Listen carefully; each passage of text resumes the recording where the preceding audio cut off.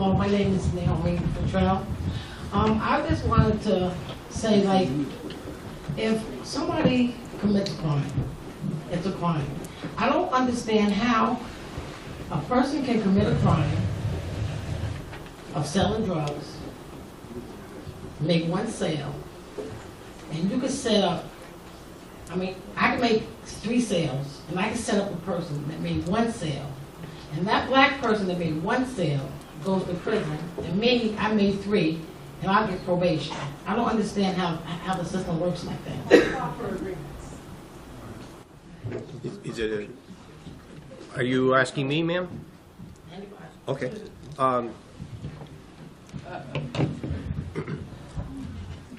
don't actually have much hands-on to do with the use of confidential informants that work with undercover officers.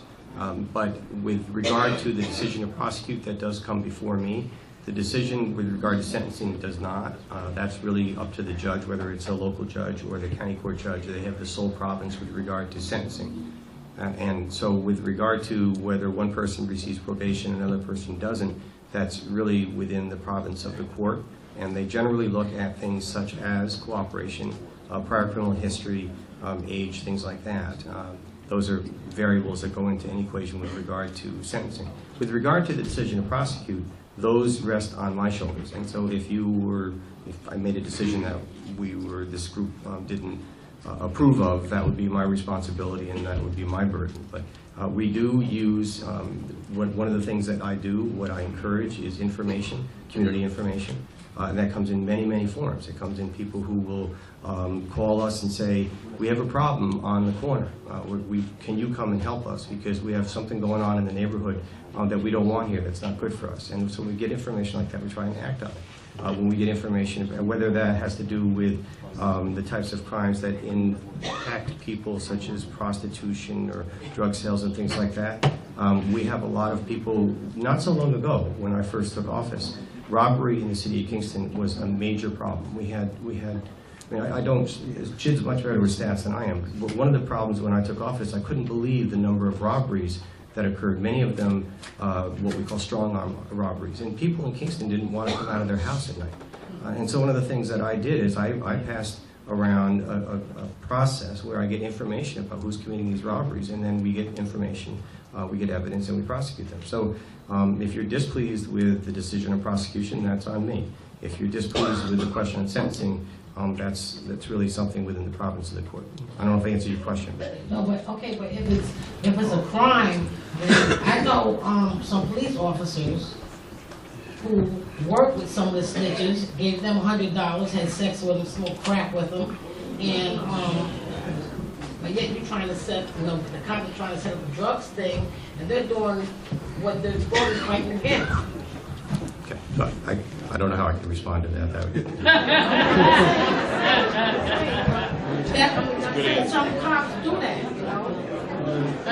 I know my sister set up 55 people out to 111, so I know they did it. I'm just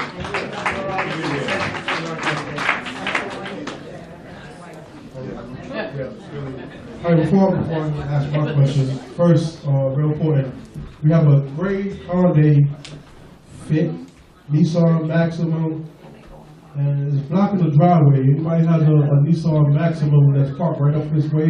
We have a young lady out of here that's okay. Hello? And the lights are on? The lights is on the Honda. If you have that car, it's blocking the lady's driveway. So please. Sorry about that. How you guys doing? My name is Tyrone Wilson. I live in Kingston. I actually moved to Kingston in 2002. My question is real. It's kind of, but I just want to kind of paint a little picture for you guys. If you are a boss and you have a business and you're being told that a certain employee of yours is probably constantly stealing from your business, money, whatever, and you constantly get this person, the same person name or whatever. Do you think that as a boss, superior, whatever you want to call it, that you wouldn't wait on you know, somebody catching them with a camera or somebody doing, you know, to set them up or whatever, that you as a boss would take it upon yourself to do your own investigation, you know, as far as what this person is doing. And I'm saying that because I'm hearing a lot of, you know, earlier today I heard that, you know, you guys did say that you were aware that you do have some corrupt cops in the police department. Am I right about that? No. No, You did not hear that. Okay. If I'm aware of corrupt cops, they're I out. heard that. So Well, listen, Tyrone, some of the questions, okay, did make well, that I statement. mean, we kind of all around that area. This is where we've been for the past 2 hours. All right.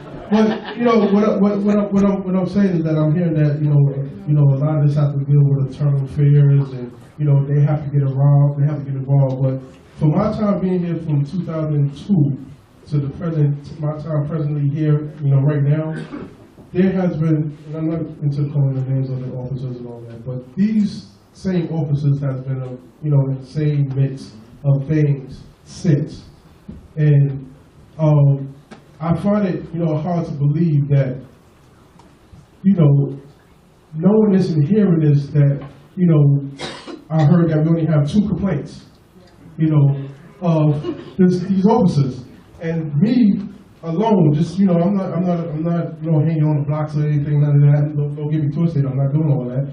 But you do hear this, you know, so I find it real hard to believe that we only have 2 complaints about, you know, these individuals. And some of these things that we've been hearing is pretty sad. And I will hope that you guys, you know, will be pretty much embarrassed of this if you did find the truth, whatever. I'm not saying that you didn't. But my question to you guys is: do you have to wait for it to reach internal affairs to actually go into your office and say, okay, you know what? I got in the past 5 months. I have 13 allegations on this one officer. Do you guys go in your office and take heed to that and say, well, let me kind of do my own little investigation on this officer just to see? And that's just my first question. Chief, I'm sorry. Sure. We take any allegations that are brought, at least to my office, we review them to make sure that there's anything factual about it, because again, as the district attorney points out, there needs to be evidence involved. Right. You know, someone could come in and say, Tinty punched me in the face. Well, I need to know more than that, right? That's going to be an issue for us internally. So if you have these allegations, and again, I hope, I can't find her here, but I hope that, you know, my office will be contacted and we can submit these in writing, and we can work out the details of it later, but that's what I need to get going. I sit in an office most of my time, organizing policy development, overseeing, administrating, all that stuff, right? It's a boring job, to be honest with you, but I want to make sure that the needs of this community are met, and if there's allegations against an officer, they need to be substantiated so we can follow through with them. People make accusations all day long because they get pulled over, they don't want the ticket, so they'll say the officer yelled at me. Well, when we go to a video camera, the dash cam in the car, it paints a different picture. Absolutely. So, you know, we'll follow up on any allegations, but please, I encourage you, let us know. I need to know that. Okay. Thank you. Secondly, I just want to let you know, this is not even a question, but there is a great fear of people following through, and I just want to let you guys know that if you ever thought y'all didn't know, I just want to let you know now that there is a great fear of retaliation from people following up, you know, against police officers and things that happen behind them. So I just want to say, you know, openly to you guys right now that if you go back to your office tomorrow, that you jot that down and put it on, you know, your list. That there is a fear. So, you know, secondly, I'm gonna get out your way. That's real quick. What position? What is the position that officers hold with discriminating of, you know, possession of marijuana? Small amounts of marijuana. What position do you or officers hold in, you know, criminal-wise?